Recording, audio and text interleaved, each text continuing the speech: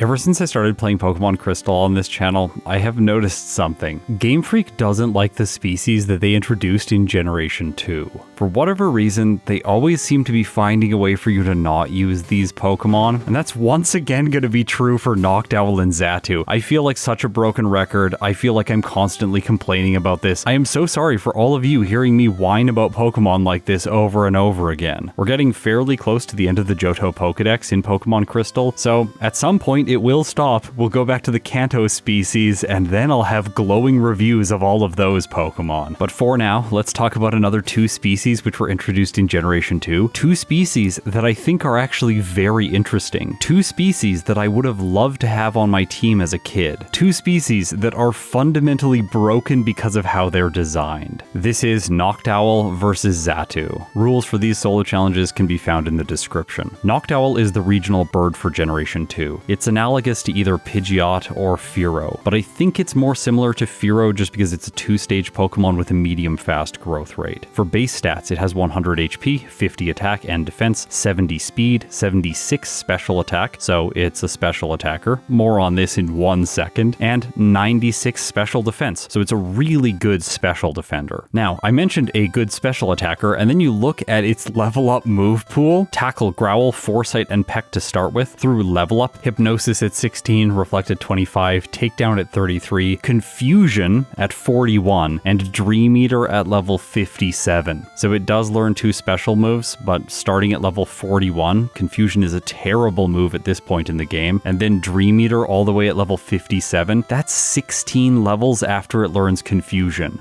Why so late? I think Game Freak believes that Dream Eater is way better than it actually is. Hypnosis has 60% accuracy, and they massively nerfed Sleep in Generation 2, but still Noctowl gets Dream Eater very late. But maybe there's some relief through TM and HM. No, there isn't. Noctowl gets Hidden Power, which I won't be able to use in my first playthrough due to rules. Outside of that, it doesn't really get any special moves. I'll talk about that later in the challenge. For now, let's just go through its coverage moves, which in Johto are exclusively Mud Slap and Thief. Yup, that's it. At least it gets the same type attack bonus with normal type moves, but it doesn't get Headbutt, one of the best moves in Generation 2. It does get Return and Swift though, so that's at least nice. And it can learn Fly for a same type attack bonus option that isn't Peck. Now, breeding was a new mechanic introduced in Generation 2, so Noctowl can get a slightly better move pool if we included egg moves. It can learn Wing Attack if the father is part of the Pidgeot line, the Crobat line, or is an Aerodactyl. And Wing Attack has base 60 power in Generation 2. It would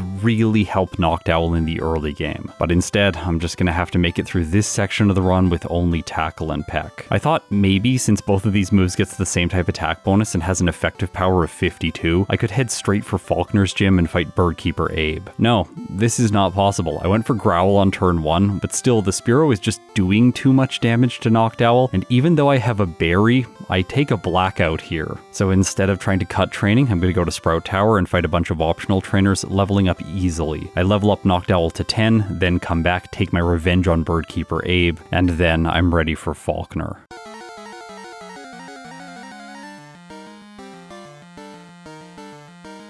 Noctowl is faster than both of his Pokemon, I can't be hit by Mud Slap, his most potent move, and I 3-shot the Pidgey, taking very little damage in the process. Pidgeotto also just can't do enough damage. I 4-shot with Peck and earn myself the first badge, in a time of 6 minutes and 6 seconds. Now the first badge is very good for Flying-type Pokemon in Generation 2. I'll talk about why once we get it with Xatu. This Pokemon, which is a Psychic Flying-type, seems like it is going to be far better than Noctowl if you're thinking in Generation 1 terms.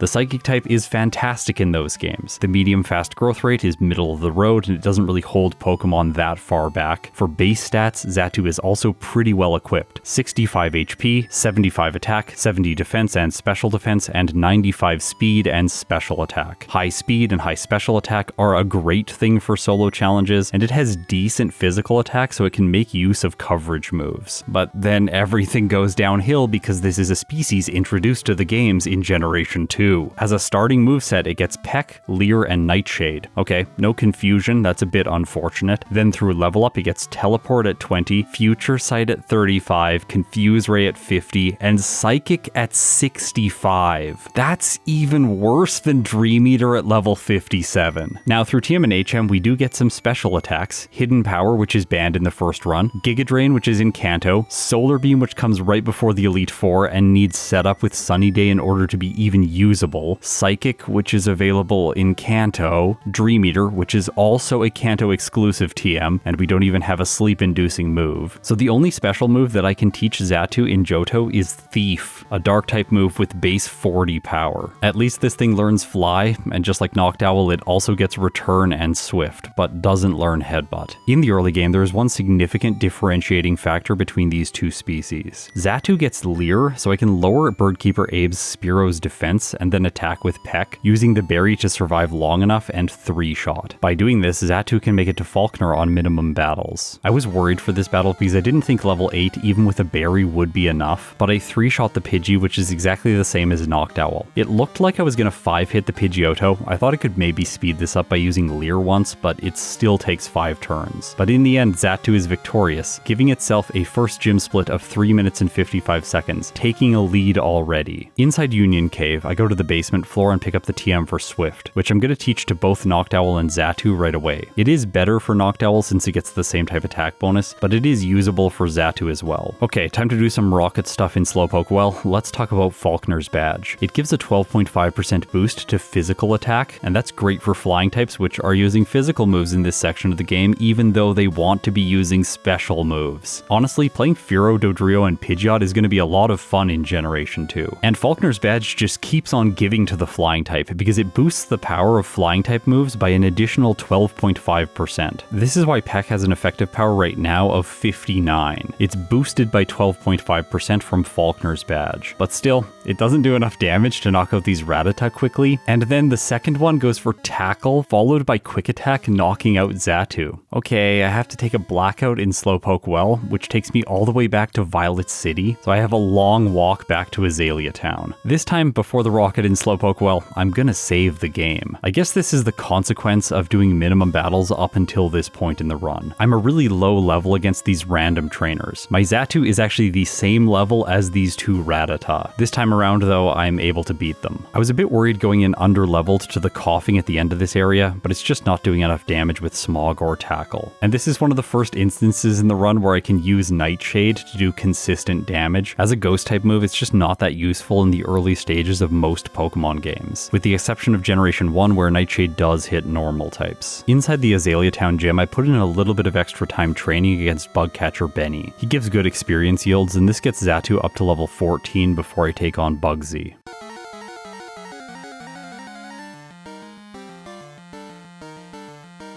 A flying type with Falkner's physical boost, his type boost, as well as a flying type move, is going to make quick work of the bug type specialist. The only downside here is that Xatu takes neutral damage from Scyther's Fury Cutter. Xatu looks like it does half damage to the Scyther on turn 1. If I was able to 2-shot, then it wouldn't be a problem, but I fail the 2-shot and Scyther does way more damage on the next turn. It takes Xatu down to 14 hit points, which still isn't enough. So even in the worst case scenario here, if I fought Bugsy on minimum battles, I'm pretty sure Xatu would still be able to win. I finish off the Kakuna and then fight the rival. I want to just briefly talk about which team is going to be hardest for these flying types to go up against. Obviously, if the rival picks Chikorita, that will be the easiest team for both of them to fight. Totodile seems like the most thematic Pokemon for the rival to choose since it's a water type which easily gets ice type coverage. However, the rival just never teaches it any good moves, both same type attack bonus moves, it never learns Surf or Waterfall, and it also doesn't get any ice type moves. That leaves Quilava, and it can use Smokescreen here to lower accuracy, plus it could burn with Ember. However, he won't fully evolve this Quilava in the battle in the underground, which makes that battle significantly easier than it otherwise should be. Although the Feraligatr is not very good there either way, so I don't know if it matters. In the end, I think the rival is just going to be easy for both of these Pokemon. Inside Alex Forest, I make a mistake. I pick up the TM for Headbutt. These two Pokemon can't learn this move. It is so frustrating. And the frustration continues. In Goldenrod City, I fight this this super nerd in the underground. He's mandatory, and I like to battle him now for experience because later in the run, he's basically just a time waste. Although, I get paralyzed here by the electric moves, and because of the status condition, Xatu loses. I took a blackout, came back, fought him again, and lost again. Okay, maybe I'll just head north, do some extra training, and skip that trainer. I'll fight him later in the run when he's completely useless for experience yields. Okay, Xatu might have had the better start in this playthrough with its Falconer split, but it's not having a great time ever since him, against random trainers of all people. I level up to 19, then I head into the gym and take on Whitney next. I expect this fight is going to be quite difficult for both of these Pokemon.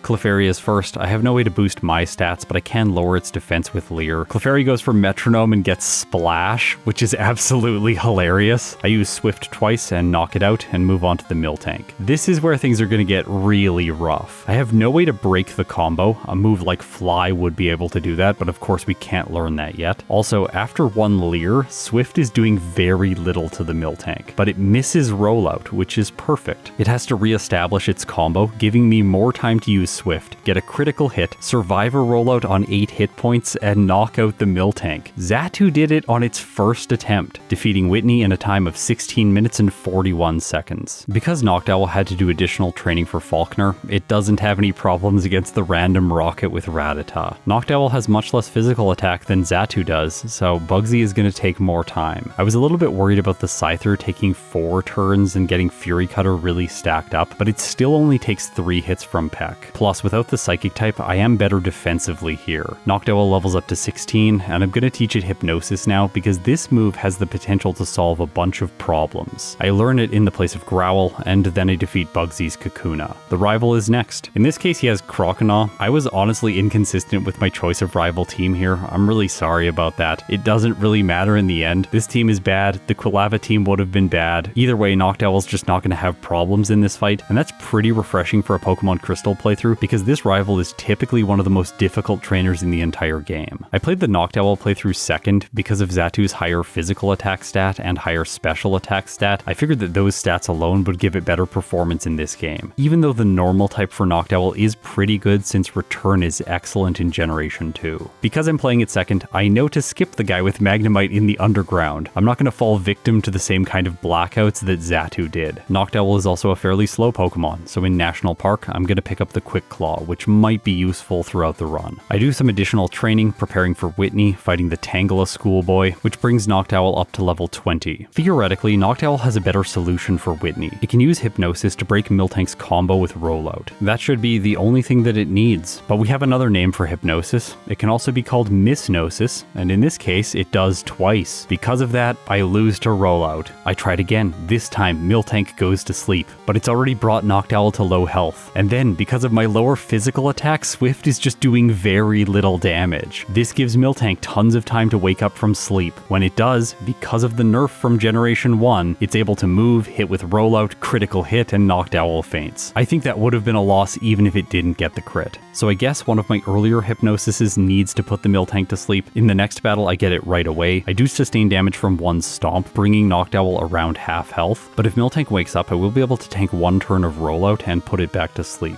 This time, Miltank keeps snoozing, and Swift gets a critical hit for the final turn, knocking out her ace. Xatu is still in a lead when compared with Noctowl. However, this lead has consistently shrunk throughout the early game. It was 2 minutes and 11 seconds on Falconer, and now after Whitney, it's only 35 seconds. If the trend continues, it looks like Noctowl might take the lead against Morty. Okay, back to the runs, let's see if that's going to be the case. Whitney's badge boosts speed as well as the damage of normal type moves, increasing Swift's effective power to 101. Too bad, I don't want normal moves or flying moves against Sudowoodo. I can technically just run away from this Pokemon, but I like to beat it in my first playthroughs, but I'm not going to beat it right away with Noctowl. Sudowoodo wakes up from sleep, hits with Rock Throw, and Noctowl takes a reset here. Okay, I want everyone to imagine a world in which Noctowl got confusion early on into the game. I think it could have been a Pokemon like Butterfree for a lot of young players, where they would pick up Hoot Hoot early on into the playthrough, evolve it, find that it has confusion, an amazing move, and then sweep sweep through the remainder of the game using their favorite Pokemon. But no, Game Freak took these experiences away from us, giving Noctowl terrible moves. I am able to beat the Sudowoodo, but it's still a really close fight. I win with Noctowl having 9 hit points remaining. For both of these Pokemon, I think it makes most sense to go to the Lighthouse before attempting to fight the rival in Burned Tower. The reason is, once I finish off everyone here, I get a little bit more experience, plus I'm in Olivine City where I can go to the beach and talk to Monica, who gives me the Sharp Beak. I was hoping that this item's damage increase to Peck would give me enough to two-shot the rival's Haunter, but I just miss Hypnosis here, get afflicted by Curse, and while Peck can knock out the Haunter, I did so because of a critical hit. I think it would have survived if I didn't get lucky. Magnemite is next. I'm not able to knock it out quickly, so I'm taking tons of damage from Curse, plus it has Supersonic, so Noctowl gets confused and loses to the rival. What I need is for Hypnosis to work on turn 1, the Haunter needs to then stay asleep, not use Curse, like it does in the second battle, waking up when it's on a sliver of health, because no, the Sharp Beak does not give me enough damage to two-shot, and then the fight ends the same way, with me just not knocking out the Magnemite fast enough and having too low health to get through the remaining 2 Pokemon. Third time's the charm though. The Haunter sleeps long enough, I knock it out in 3 turns with Peck, which I'm still frustrated about. Magnemite comes in, I use Hypnosis, miss, it goes for Sonic Boom for consistent damage. Hypnosis misses again, Noctowl gets confused, it hits itself, Magnemite uses Sonic Boom, Noctowl hits itself again, I get brought to 15 health by Sonic Boom. Finally, Hypnosis, no it doesn't, it misses again, Sonic Boom hits and Noctowl faints. If Noctowl was introduced in Generation 1 and it could use Hypnosis, this Pokemon would be kind of decent, because sleep is so broken in those games. But here in Generation 2, it is really not doing well. The Haunter cooperates in the next fight again. I don't try to use Hypnosis against the Magnemite, just spamming Swift, which 3 shots. And this gives me green health for the Zubat. By the time I've made it here, the rest of the fight is so much easier. Again,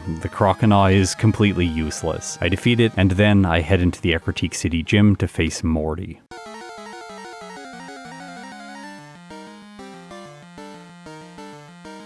Noctowl is holding the Sharp Beak for damage because I thought that Hypnosis would let me avoid Curse. Now it just misses. I get cursed, then I don't one-shot the Haunter, I take Curse damage, Haunter uses Hypnosis, Noctowl goes to sleep, and I take a loss in the first fight. One thing I want to note here is that going into the battle, I am speed tied with the Gengar, however I'm going to level up and outspeed it, which is convenient for Noctowl. However, for the second time in a row, I am cursed, I make it to the Gengar, and Peck is only doing enough damage to 3-shot, at least in the best case scenario. Gengar misses a Hypnosis, and I don't roll good enough damage to 3-hit, so Gengar just barely survives. Because of this, I take Curse damage and go down to 3 hit points. Unless I crit the final Haunter in one-shot, Curse is gonna finish me. Of course, I don't get the critical hit, so Morty wins for a second time. Really, I just need Hypnosis to prevent Curse from the first Ghastly as well as the first Haunter. Once this happens, I'm going to beat Morty. I could be running the Mint Berry, although I don't think it's necessary. Hypnosis also works this time around against the Gengar. With it asleep, I easily defeat Morty. Even getting a critical hit against the Gengar, so it's 3 turns instead of 4. Wait. The final Haunter, there's actually another risk here. I have to 3-turn it, and it could go for Spite, depleting Peck's PP very quickly. I end the fight with a win, but Spite did lower me down so that I have 6 PP left over when I win. Maybe I should have used an Ether before that fight. Noctowl gets a time of 29 minutes and 19 seconds against Morty. It was another rough section of the game. Unlike with Noctowl, Xatu doesn't struggle against the Sudowoodo because I have access to Nightshade. This move is being useful for once, it feels really good. I take on Dennis in the Lighthouse, and this fight actually ends up being so close. The Fearow gets a critical hit. Xatu goes down to 20 hit points. I have to 3-shot using Swift. The Fearow attacks again with Peck. Xatu survives with 9 HP. I knock out the Fearow, and then I can one-shot the Spearow. I teleported back to Ecruteak City without picking up the Sharp Beak. This ends up being quite a critical mistake for Xatu. Against the rival's Haunter, I just barely don't have enough damage to two-shot with Peck. With Noctowl, I was complaining a lot about Hypnosis, but it does give a path to victory in this section of the game. With Xatu, unless the Haunter is completely incompetent, I am going to get cursed. Instead of picking up the Sharp Beak, which I am still forgetting, I went and trained up to 28 over the next damage rounding threshold, and then came back and fought the rival again. In this case, I can two-shot the Haunter, but I still get cursed. And from there, even with Nightshade to two-shot the Magnemite, there's downside that to get hit by Supersonic, hit myself, I have to 2-shot the Zubat using Swift, and then I have to 3-hit the Quilava. Because of this, I take more curse damage in combination with Ember and Quick Attack, and I lose for a second time. I trained higher to level 30 before coming back to fight the rival again. This is all still awful. The one difference at this level over the next damage rounding threshold is that I am going to one-shot the Zubat, and theoretically I can avoid curse damage here, provided I'm not confused. Or the Xatu can just critical hit the Haunter, avoiding curse entirely. Then if I'm confused, I don't really care. The rest of the battle here is much easier. Xatu does get burned by the Quilava, but even the status condition can't stop me. Alright, what about Morty? Well, for Xatu, this one is actually a lot easier because I over-leveled for the rival. I can one-shot the Ghastly, avoiding curse. I don't need Hypnosis. I wasn't sure about the Haunter, but instead of going for curse, it goes for Hypnosis. This allows me to knock it out and move on to the Gengar, which is significantly easier because it likes to use Shadow Ball since I'm not a normal type. If it's not going for Hypnosis, then I'm going to have the Mint Berry for the next turn because I forgot the Sharp Beak, and due to that, I knock out the Gengar in 3 turns, move on to the final Haunter. It does use Spite, bringing Peck's PP to a low value, but I still have enough to win. In this case, Xatu gets a 31-minute and 28-second Morty split. That means because of the overtraining that I did for the rival, Xatu has now fallen behind Noctowl by 2 minutes and 9 seconds. Don't worry, I remember the Sharp Beak now. It looks like I'm surfing over to Chuck's gym, but then I turn back remembering the item, talk to Monica, and I grab it before I head to the fighting gym. Black Belt Yoshi has a Hitmonlee. I can go for Peck, and in this case, Xatu one-shots. Alright, I wasn't expecting that. Nob is the other trainer in here that I'm worried about. His Machoke does have Rock Slide, but he has no idea that he should be using it. Instead, he goes for Karate Chop against my Psychic Flying type. Now, let's take on Chuck. I'm expecting that this one's going to be easy for both of these Pokemon.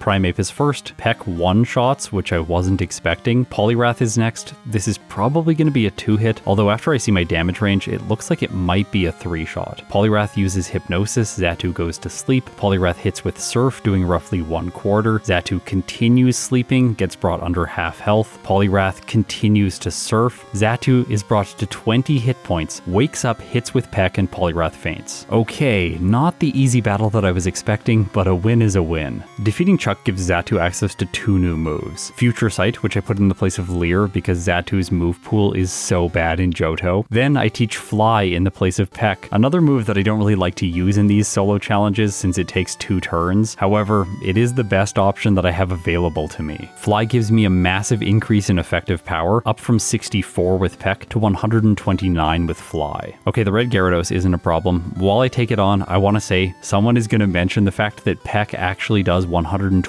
effective power over 2 turns, so it's the same as Fly. No, that's not true for these solo challenges. Yes, it is very similar in terms of gross damage output over 2 turns, but the way it deals damage is fundamentally different, because Fly deals all of the damage in a single turn, meaning I can avoid damage entirely from the opponents. Plus, because I'm not selecting moves on 2 turns with Fly, the turns actually increment faster during the battle, wasting less frames. So Fly, when compared with Peck, is vastly superior. The only downside is that I'm going to miss 5% of turns, but then it just makes the move even with Peck because that simulates me taking 1 turn of damage before dealing all of the damage to the opponent. The way that Fly can be worse than Peck is if it misses 2 turns in a row, but the chance of that happening is 0.25%. Okay, Magnemite guy in the Rocket HQ, I gotta talk about him. He's very similar to the earlier trainer that gave blackouts to Xatu, and yeah, I lose here again, this time resetting because I saved in front of him. Hilariously, Xatu is still not able to win on a second attempt. It's just getting unlucky. It takes me 3 attempts to defeat this random rocket scientist. This makes me long for Hidden Power Ground. However, that's going to be the wrong choice for Xatu because it's a physical move. Is Xatu going to have to run Hidden Power Psychic so it has the same type attack bonus move throughout this section of the game? That might be the best choice, but the gravity of Hidden Power Ice is pretty strong. It's probably going to get pulled towards that for the second run. Although an Ice type move isn't useful against Pryce, who's coming up next.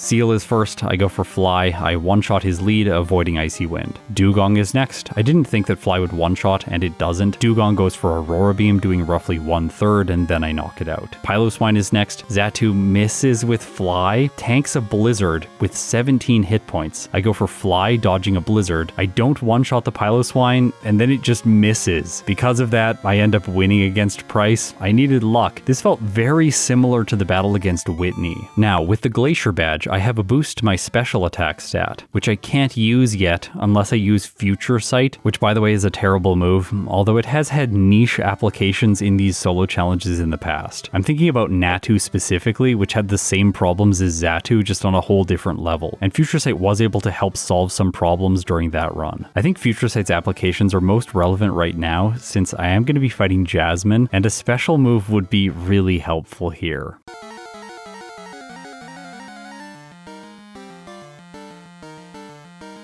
Magnemite is first. I go for Future Sight on turn 1 because I know it's going to go for Thunder Wave, burning my Paralyzed Cure Berry. Then on turn 2, I start using Nightshade for damage. Thunder Wave hits, paralyzing Xatu. I then hope that Nightshade is going to hit on the next turn, but I get confused as well. Xatu hits itself and then Future Sight deals damage to Magnemite. I was hoping she would send in her next Pokemon and then Future Sight would hit it instead. This leaves Xatu in a really bad position. I'm paralyzed and confused, and the follow-up Magnemite uses Thunderbolt, dealing massive damage. I lose this first battle. I wasn't confident fighting Jasmine at this level, so I went to Route 40 and 41, fighting a bunch of the optional trainers, leveling Xatu up to 41. I didn't feel like this was enough, so I continued training south of Goldenrod City on the cool trainers there, and then I got confused by this random Shelder hit by a bunch of Aurora Beams. I do knock it out, but then the Cloyster gets me. I was trying to get over the damage rounding threshold at level 43, but I guess I'll just try Jasmine again and spam Nightshade instead of going for Future Sight. I can two-shot the first Magnemite, then the second one tries to paralyze me again, and it doesn't follow up with a Thunderbolt, instead going for Supersonic. Xatu doesn't hit itself, and I take care of the Magnemite. But the status conditions that I accumulated up until this point in the battle are just too much for Xatu to get a win against the Steelix. This fight feels similar to both Pryce and Whitney, in that Xatu needs luck, but it's not getting the luck it needs during these battles. So unlike the previous two, I'm not going to get a great split here. However, in the third battle, I'm not paralyzed by the first Magnemite because of my Paralyzed Cure Berry, and then Thunder Wave misses because of the AI accuracy debuff for this move. I finish it in 2 turns with Nightshade, move on to the Steelix status condition free, go for Future Sight on turn 1, followed by a bunch of Nightshades. When Future Sight hits, I'm able to avoid Jasmine's use of a Hyper Potion and knock out her ace. Well done, Future Sight, you actually contributed something useful in this playthrough. With the Hyper Potion, I'm pretty sure I would have lost because Xatu is on red health. It gets a Jasmine split of 51 minutes and 32 seconds. In Chuck's gym, Noctowl gets hit by a critical hit jump kick off of Hitmonlee. This does so much damage, leaving the normal type on 30 hit points for the following Hitmonchan. I was really worried here because Peck has to two-shot. Hitmonchan goes for Thunder Punch, gets a critical hit, and Noctowl survives on 6 hit points. So its high special defense was the reason it was able to make it through the tag team trainers despite the bad luck here in both battles. Black Belt Knob is last. Luckily, this Machoke also doesn't know that it should be using Rock Slide. Noctowl takes the win and moves on to Chuck. The problem here is that it's doing less damage when compared with Xatu. I have to two-shot the Primeape and 4-shot the Poliwrath. I used Hypnosis to put it to sleep on turn 1, but after this and doing a bunch of damage, I decided to just continue attacking, fearing the miss. The problem is Poliwrath goes for Mind Reader followed by Hypnosis, puts Noctowl to sleep, then uses Dynamic Punch, which because of my normal type deals neutral damage, bringing Noctowl to half health. It's unable to wake up, and Dynamic Punch hits for a second time in a row. Losing to Chuck with a flying type is pretty painful. In the next battle, I go for Hypnosis again, putting the Poliwrath back to sleep. I also get lucky with a critical hit Peck, taking only 3 turns of damage to knock out Chuck's ace. The red Gyarados actually could have been a problem. It does so much damage with a critical hit Thrash. Luckily I have Hypnosis, so I can put it to sleep and then slowly knock it out with Swift. The Magnemite trainer Jed, who caused problems for Xatu, isn't as much of an issue for Noctowl. Number 1, I have Hypnosis. Number 2, I have high special defense, so I'm kind of shrugging off the Thunder Shocks here, and he doesn't get lucky with Paralysis. Pryce, on the other hand, is a little bit brutal. I two-shot the Seal with Swift. I use Hypnosis on the Dugong, but I miss. 2 times in a row. Finally, Hypnosis hits, and I knock out the Dugong over 3 turns with Swift. Noctowl's physical damage is so underwhelming, even after the physical boost from Falkner's badge and the type boost from Whitney's badge. And this is Johto, where most enemy Pokemon are underleveled. Piloswine is last, and it really looked like I was gonna win here, but I decided to put the Piloswine back to sleep. Hypnosis misses, Piloswine goes for Blizzard, and Noctowl faints. The win condition once again is just get lucky with Hypnosis. If it works, I have the time I need to knock out the enemy Pokemon very slowly, and in this case, very slowly. I bring the Piloswine down to red health, Pryce uses a Hyper Potion, extending the amount of time his ace is able to spend in battle. Luckily when it wakes up it just goes for Fury Attack, it misses, and then I get a critical hit with Swift, knocking it out early. I think I deserved that crit just because of how long it took Noctowl to fight Pryce. Prior to Jasmine, I level Noctowl to 40, and then I use one rare candy to bring it up to 41, and at long last, Noctowl is able to learn Confusion. With Pryce's badge boost for special attack, I can now finally leverage my best stat in this playthrough against the 7th gym leader Jasmine. By the way, this fight is still awful. I want to avoid all the status conditions with the Paralyzed Cure Berry as well as Hypnosis, but using Confusion I have to 3-shot both of the Magnemite. However, this all went very well during the first battle. I put both of them to sleep, slowly knocked them out, then moved on to the Steelix. This is where everything falls apart. Hypnosis is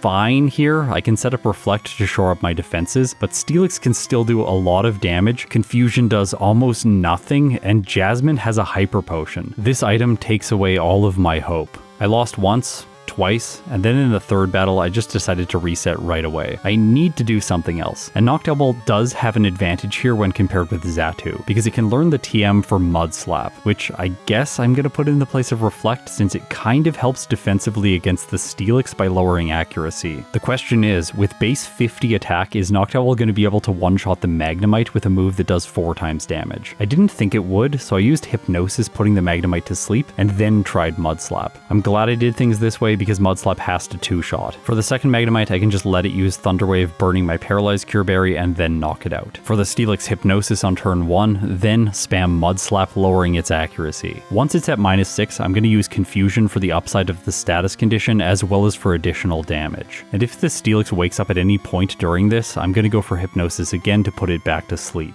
This is a long battle, but the strategy ends up being very effective. Noctowl pulls through, although just barely, with 15 hit points remaining and a Jasmine split of 50 minutes and 6 seconds. In comparison with Xatu, Noctowl has lost some of its lead that it gained at Morty. It's only 1 minute and 25 seconds ahead. So this race is very close between the two. Anything could happen from here. Except these Pokemon getting an S or A tier finish. They're just not good enough for that. After Jasmine, I went to the department store and immediately picked up the TM for Return. I put this move in the place of Mud Slap since the ground move isn't really useful outside of Jasmine. I used to hold onto it for a lot longer in these playthroughs, and it just never really saw play once I got to the Elite Four. It's also not useful for Petrol because I already have super effective damage in the form of Confusion. And the Coughing line has low special defense, so using this move is superior to Return, even though Return has an effective power of 145. Noctowl is able to one-shot all of the Coughing, so no problems here. The rival in the Underground is next. I thought that he was going to be easy, but he's not. I miss Hypnosis on the Magnemite, get paralyzed, and then because of the status condition, I end up losing. And this is to the Feraligatr of all Pokemon, with it spamming Water Gun, doing pathetic amounts of damage on every turn. I kept trying, and I kept losing because the Magnemite and the Golbat are just so frustrating, constantly hitting with status conditions, or critical hitting me in the case of the Golbat here after I hit myself in Confusion. One of the reasons this is happening is because Return is not able to one-shot the Golbat. I could have backtracked and picked up the Pink Bow, but I didn't want to waste time since I thought I could luck through this fight. But I keep losing. After the 4th loss, I equipped the Bitter Berry so that Golbat couldn't mess me up with Confuse Ray anymore. Then for Magnemite, I got a lucky Hypnosis. Because of that, I knock it out, and the remainder of the battle is pretty easy. Confusion for Haunter, which gets a critical hit one-shotting, Return for Sneasel, as well as the final Feraligatr, which now is completely incompetent. Return gets me through the Executive, and then with the Rockets defeated, in Radio Tower I can pick up a Pink Bow. There are 2 of these items available during a playthrough, and this one is far more time efficient, provided you don't need it earlier in the challenge for damage ranges, and Noctowl probably did. Anyway, let's go through Ice Path now, and here I want to talk about Claire. For most Pokemon using Return as their primary damage, usually you one-shot all of the Dragonairs and then two-shot the Kingdra. But with Noctowl's terrible attack stat, I'm not sure that this is going to be the case. If I have to two-shot the Dragonair, then the whole fight becomes difficult, because every Dragonair has Thunder Wave. Luckily, inside Claire's gym, there's a mandatory trainer, this cool trainer, who has a Dragonair. It has very similar stats, although slightly lower than Claire's, and it gives me a good sense for if I'm going to one-shot her Pokemon. If I don't one-hit here, then there's no chance against Claire, but Noctowl is able to pull it off, so I think it's going to have success against the 8th gym leader.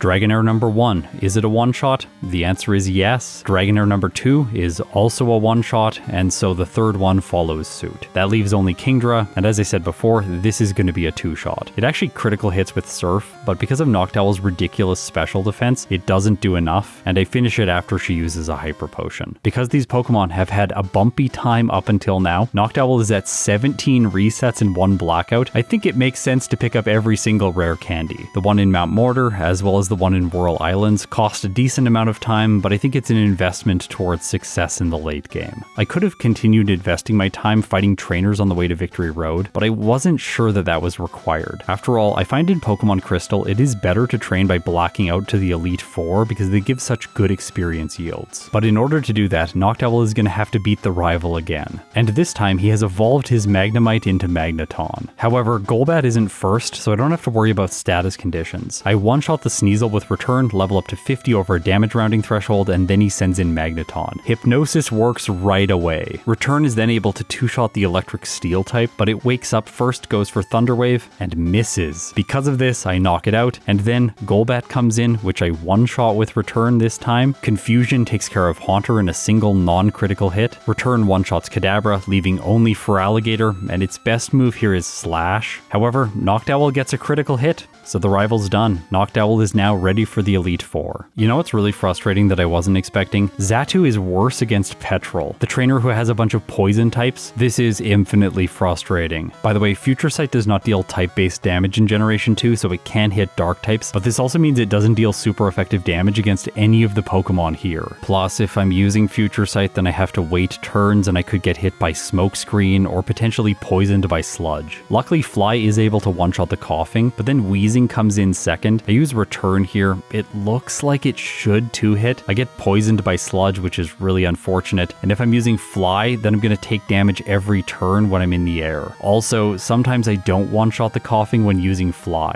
Due to this, Xatu loses to poison damage. If I don't get poisoned, then I'm fine. I could have leveled up to 45 over the damage rounding threshold prior to this fight. That would have given Xatu better damage against all of the Coughing. Even without this, Xatu is able to win on its next attempt. Rival 4 should be easier for Xatu because I believe it's going to be one-shotting Pokemon that Noctowl wasn't able to. And then Fly just barely does not take down the Golbat. Xatu gets confused as a result. Luckily, the status condition doesn't prevent my next attack. I move on to the Magnemite, and now I'm not in a good position. I'm gonna get paralyzed here. Unless Thunder Wave misses. Again, AI debuff. This is the reason I'm winning. Fly one-shots Sneasel, Fly one-shots Haunter. That leaves only Quilava, and in this case, we could make an argument that Feraligatr would be more difficult to fight here because it does have Bite. But I made it to the final Pokemon in the battle with full health, so I wouldn't have lost here even if I was against the Feraligatr team. The executive at the end of Radio Tower is really easy for Xatu, and Claire also is. I just have more damage here. I can use Fly with the Sharp Beak to one-shot all of the Dragonair, and then I two-shot the Kingdra. So what's the solution to the rival's Magneton? Well, I can two-shot using Nightshade, which is still on my moveset because I have no better options.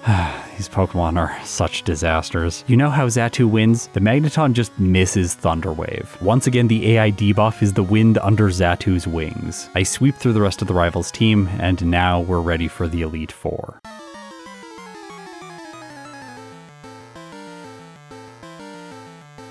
For me, Xatu's matchup against Will is actually pretty good because I resist all of his psychic type attacks. That said, this fight does not go well. I knocked out the first Xatu in the Jinx, and then he sends in his Ace Xatu. I have to two-shot here, and I get hit by Confuse Ray. Then Xatu hits itself 3 times in a row in confusion. Because of this, I take a bunch of chip damage from Psychic, and then his Xatu goes for Quick Attack, knocking mine out. I'm going to take the Blackout here, and I think I might have to take multiple Blackouts during the league, so I'll deposit my HM users now and then just continue grinding on the league until I'm successful. Will shouldn't be bad, and he isn't this time. I just don't hit myself as many times in confusion, and then I defeat him. Now, Koga is one of these instances where I really am going to start complaining about Xatu again. We are a Psychic type, and we're also a Flying type. He has mostly Poison and Bug type Pokemon. This should be an extremely easy battle, but for Xatu, it isn't. I can use Fly for the Ariados as well as the Venomoth, although there is some risk here because the Ariados can set up with Double Team and then use Baton Pass, which is exactly what happens. Fortress gets switched in, uses Protect, and stops me from using Fly. But I did go for Future Sight early in the battle, so this hits Fortress and does a massive amount of damage. I can then use Nightshade and knock it out in only 2 turns, which is really good. Ariados comes out next, it gets hit by Future Sight as well as Fly fainting, and then against Muck I go for Future Sight followed by Nightshade. Unfortunately, Future Sight doesn't bypass accuracy checks, so it can miss, but in this case it doesn't. The unfortunate thing is I keep getting hit by Sludge Bombs and they're doing a lot of damage, plus Xatu gets poisoned. By the time the Crobat comes out, I'm poisoned and this damage is too much. So back to fighting Will, I guess. Koga's gonna win against Xatu. I do think that the earlier loss to Will was a complete fluke. I'm not having problems anymore. Koga, on the other hand, is still quite difficult, and I continue to black out here. The reason that Xatu is struggling here is not because one of his Pokemon does massive damage, it's because small amounts of damage and status conditions stack up over the course of the fight. In cases like this, there's an obvious moveset choice which would help me, which is to teach Rest in either the place of Future Sight or Nightshade. I'm not gonna lie, I was kind of resisting this option, but looking back on this footage, I think it's the obvious way to win here. Even if I give more turns to some of his Pokemon, I'm not taking that much damage that I would be scared. So I could have prevented some blackouts, but that would mean Xatu would be a lower level for Lance and the later trainers in the game like Red, and maybe it needs this training. It's been pretty dreadful up until now. During this battle against Koga, my Xatu is level 57.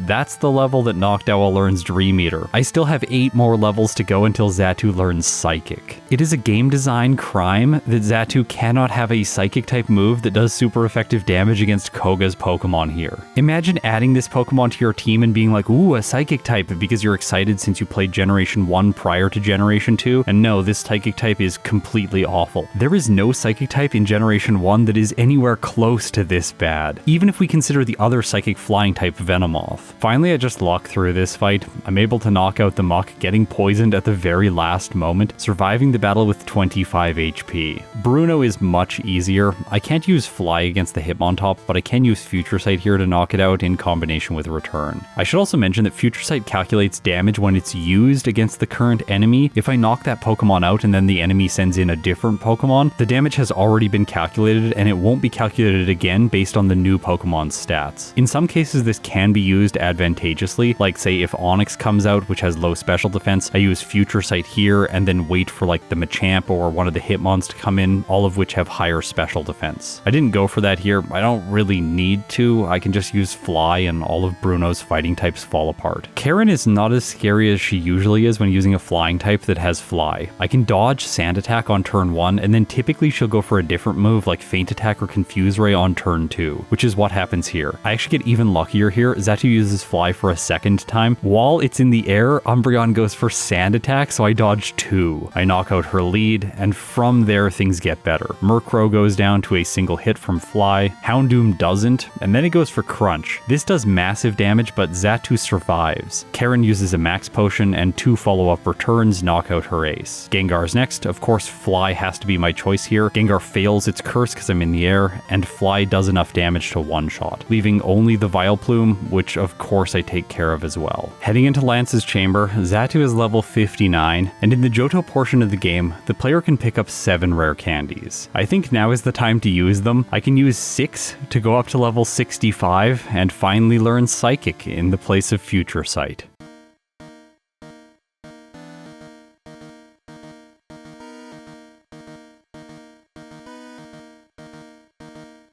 Here is the cruel irony about running a Xatu in this game. Once we get Psychic, it's actually not that great. I critical hit Lance's Gyarados, then Dragonite comes out, and I try to go for Fly here to avoid Thunder Wave. This works, but then the Dragonite goes for Thunder, dealing a bunch of damage. I knock it out, move on to the second Dragonite, I do the exact same thing, Fly, but this one goes for Thunder Wave 2 turns in a row. Then it hits with Blizzard, and while I can knock out the Dragonite, I make it to the Aerodactyl, and it just knocks out Xatu with Rock Slide. So it's nice to have Psychic, but in normal fights, I'm not even able to one-shot the Gyarados. And with Psychic, I won't be able to one-shot the Dragonite, so it makes most sense to just go for Fly and continue doing what I did in the last fight. This doesn't end up working in the second fight as well. I get paralyzed, hit twice by Rock Slide. Finally, Psychic does connect with Aerodactyl, and it does enough damage to one-shot, but then Charizard just ends the battle. This is another instance where Rest would solve my problems, and I really think I should have gone for it. If I could make it past the Aerodactyl to the Charizard and then use Rest, I'm pretty sure that Xatu would be able to win. Or I could potentially use Rest against one of the Dragonites, but this seems a little bit sketchy since they know Thunder and Blizzard, both which do a lot of damage. So in the end, I did decide to blackout here and just fight the entire league again. This is sort of therapeutic though, because now I have Psychic for Koga, making him incredibly easy. I don't one-shot the Fortress, but everything else goes down in one hit. So back at Lance, Xatu just continues losing even at level 67.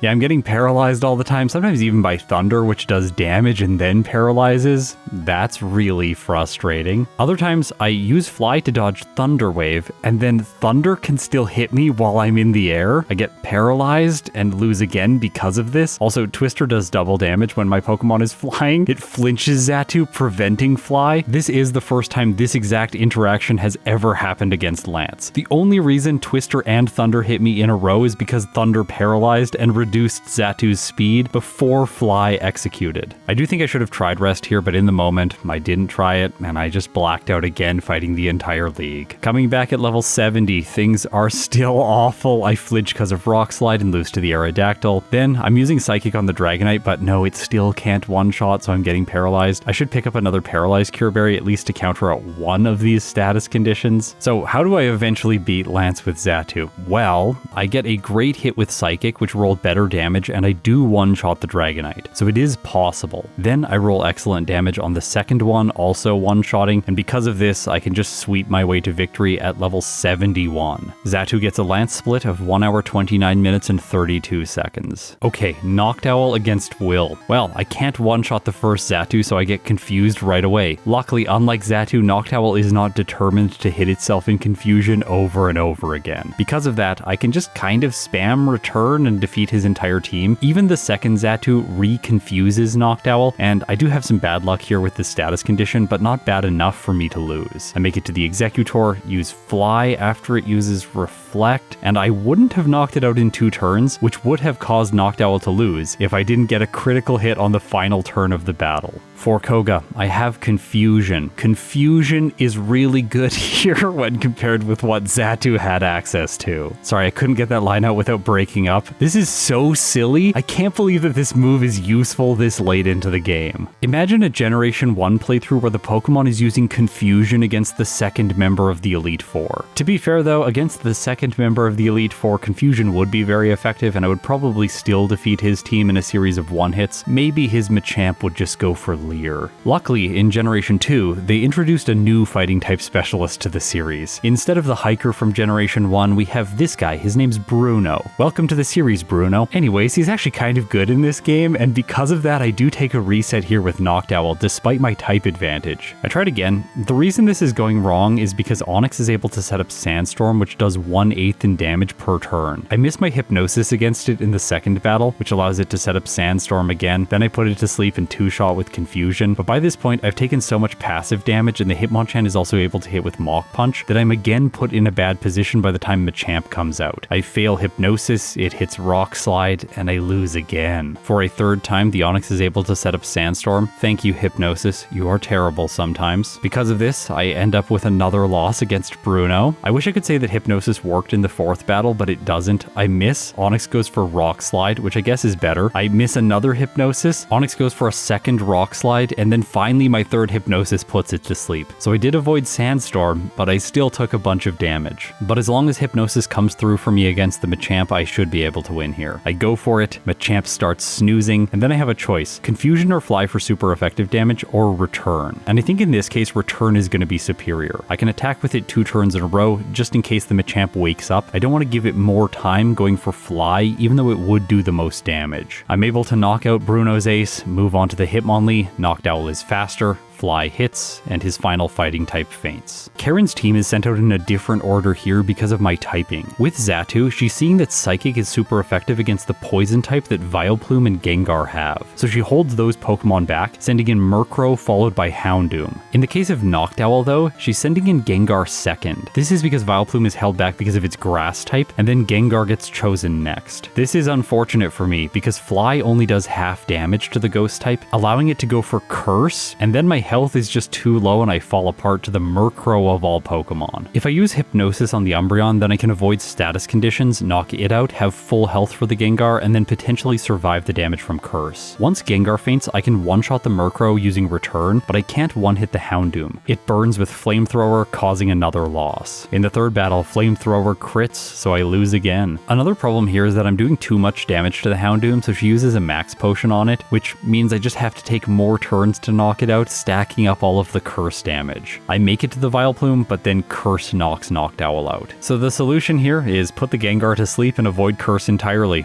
This is really annoying, but it's how I have to win. I take one more loss before the status condition finally comes through for me, and with the Gengar out of the way and no status condition, I can then sweep my way to victory. For Lance, Noctowl technically has a path to victory already. It can put to sleep both of his Dragonites and avoid Thunder Wave. If I do this, I should be able to win, but if I get hit by Thunder Wave, I'm going to lose unless I choose to run Rest. Using Rest with the Noctowl doesn't feel quite as easy as with Xatu. I don't want to get rid of Return. I can't get rid of Fly. I want to hold on to Hypnosis since I think it will be useful in the late game, and I intend to put Dream Eater in the place of Confusion, so if I teach Rest in its place, then I can't level up anymore. I took resets here trying to win with the Hypnosis strategy, but after 3, I decided that I wanted to block out. Along the way back to Lance, I had more problems. Karen is still awful, so I lost to her 2 more times before finally making it back to the champion. Before this battle, I used Rare Candies, bringing Noctowl up to level 63. Now I have Dream Eater, and using it in combination with Hypnosis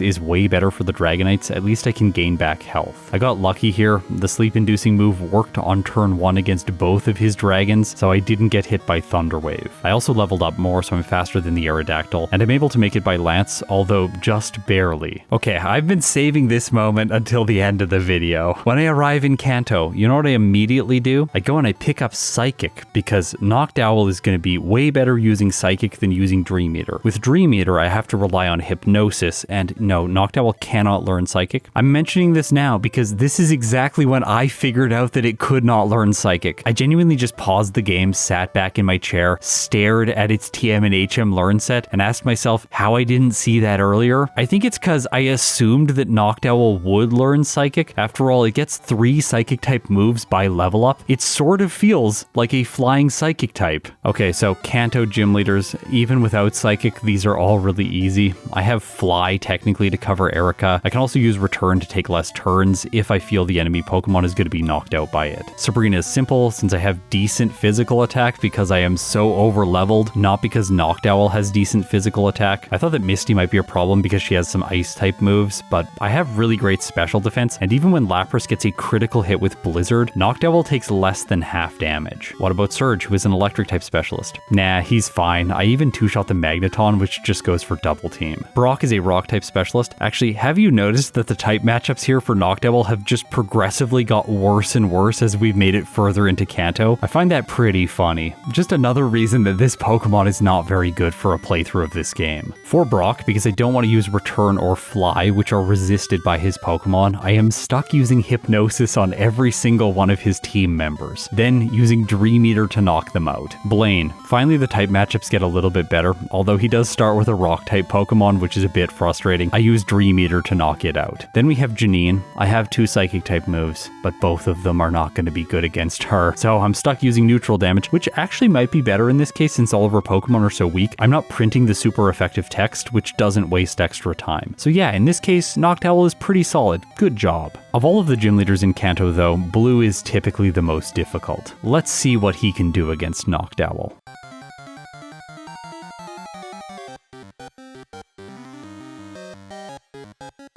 Up first is Pidgeot. I go for return, and I'm able to two-shot. By the way, Pidgeot uses Mirror Move here, and its return does almost no damage because all of the enemy's Pokemon have terrible friendship. Dream Eater is my solution to the Rhydon, which does set up Sandstorm. Alakazam comes in, and return does enough damage to one-shot. Gyarados goes down over 2 turns. Arcanine comes in next, and it just goes for extreme speed. I finish it in 1 turn with return just because I got a critical hit. It should have taken 2. After that, Exeggutor is all that's left over. I could have gone for Fly here, but return also 2 shots. And Exeggutor doesn't have any moves that I'm scared of, it just misses Egg Bomb. Okay, what about Xatu in this section of the game? Well, it arrives in Kanto and it's already learned Psychic, so I don't even have to get the TM. I just sweep through all of the gym leaders. They're all easy. No one causes any problems here, not even Blue. Alright, let's see how these 2 species that have not performed well up until now perform against Red, the most difficult trainer in Pokemon Crystal.